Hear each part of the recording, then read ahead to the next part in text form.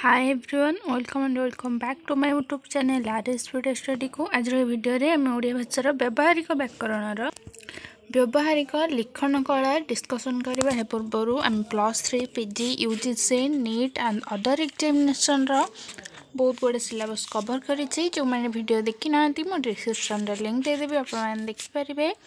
चलो video start करिए। Video start करा पूर्व आप समस्त अनुरोध कि वीडियो शेष पर्यटन देखिए। वीडियो पसंद आसले लाइक करेंगे, कमेंट करेंगे, सांग सहित शेयर करेंगे और चैनल को सब्सक्राइब करदे जहाँद्वारा यहपर इंपोर्टेंट वीडियो सर्वप्रथम आपण पाखे पहुँची पार।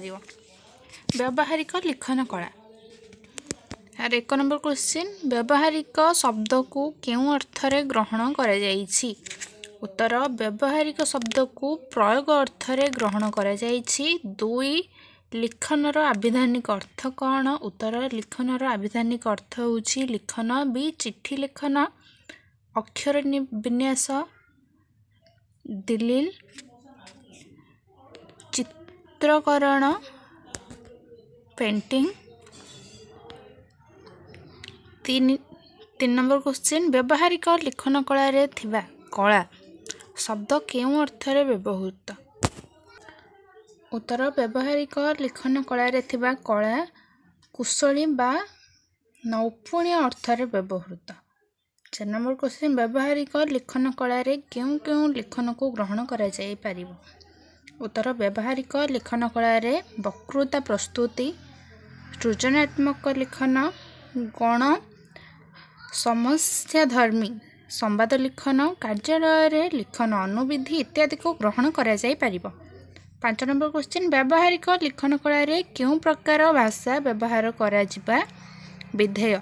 उत्तर, व्यावहारिक लिखन कला रे अलंकारिक भाषा विन्यास अपेक्षा सहज और सरल भाषा व्यवहार करा जिबा विधेय। 6 नंबर क्वेश्चन, लिखनर अर्थ कौन? उत्तर, साधारण अर्थ रे लिखन एक कौशल जहाँ लिपि को सजाई और सुंदर भाव में लिखा जाई थाए।